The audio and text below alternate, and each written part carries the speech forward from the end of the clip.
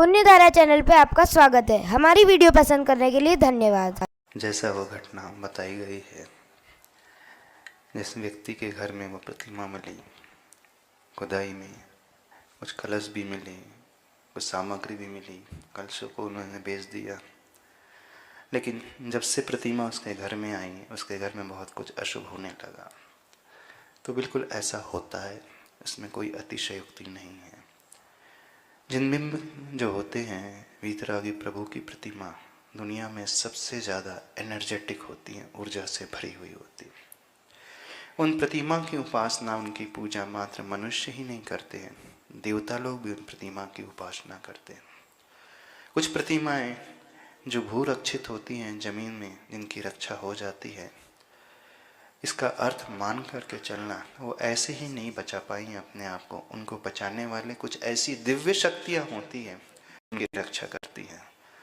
हाँ, सैकड़ों वर्ष पूर्व जब इस देश में आक्रमण हुए तो बहुत सारे मंदिर ध्वस्त हो गए, बहुत सारी प्रतिमाएं भी ध्वस्त हो गई, लेकिन जो बच गई हैं वो सामान्य नहीं, वो अतिशयकारी प्रतिमाएं मानी जाती हैं।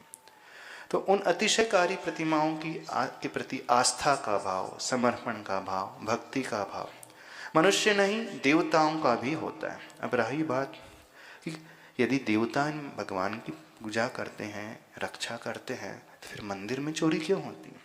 अब देखिए,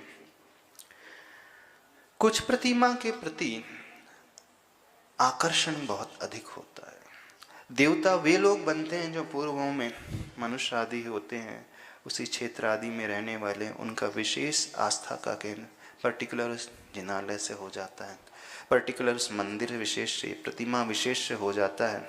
तो जो उस प्रतिमा विशेष अथवा उस क्षेत्र विशेष, मंदिर विशेष से जुड़ा हुआ कोई जीव था और उसका मरण हो गया, देव पर्याय में चला गया, तो वो उसी आस्था, उसी संस्कार को लेकर के गया है और अवधि ज्ञान से वो जान लेता है, इन प्रभु की बहुत अच्छे से आराधना करता है। एक तो सबसे बड़ा फैक्टर, एक रीज़न जो होता है वो। दूसरा, सभी प्रतिमाएं अतिशयकारी नहीं होती, सभी प्रतिमाओं की एनर्जी इतनी पावरफुल नहीं होती है।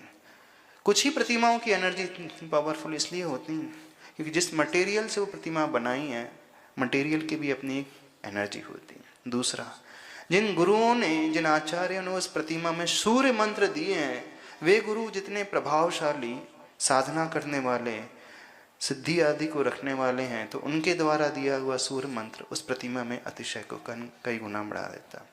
तीसरा फैक्टर है, जिस व्यक्ति ने उस प्रतिमा को विराजमान किया, वो जितना नीति न्याय वाला धन है रहता है, जितने अच्छी विचारधारा वाला होता है, तो उस प्रतिमा की ऊर्जा को कई गुना बढ़ जाते हैं। चौथा फैक्टर होता है, उस प्रतिमा को पूजने वाले जितने अधिक लोग होते हैं, तो उस प्रतिमा की ऊर्जा और बढ़ जाती है। पांचवा फैक्टर होता है, जिस लैंड में वो प्रतिमा विराजित होती है, तो लैंड की भी एक एनर्जी होती है वास्तु के हिसाब से, तो लैंड एनर्जी भी उस प्रतिमा की एनर्जी को बढ़ाने वाला होती है।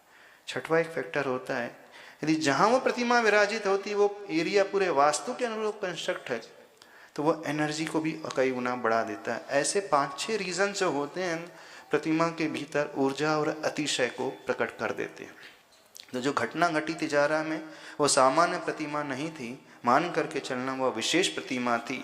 तो जहाँ वो प्रतिमा पहुँची, यदि उसका अभिनय होता है तो फिर उसके साइड इफ़ेक्ट्स भी बहुत ज़्यादा पैदा होने लगते हैं। वे देवता लोग जो उनकी रक्षा करते हैं, पूजते हैं, वो रुष्ट हो जाते हैं और वो अपनी शक्ति के माध्यम से उस प्रभाव को दिखलाते हैं और उसी के प्रभाव के कारण ऐसी ऐसी घटना सुनने को मिलती हैं। इस प्रकार के स्वप्न आदि के माध्यम से कुछ अप्रत्याशित सी घटना दिखने वाली घटित हो जाती हैं, तो वो संकेत देती हैं कि इस अशुद्धि को, इस अभिनय के भाव को दूर किया जाए। और जैसे ही अभिनय और अशुद्धि के भाव को दूर किया जाता है तो संतुष्ट हो जाते हैं और वहाँ पे फिर और अतिशय प्रकट होने लगते हैं।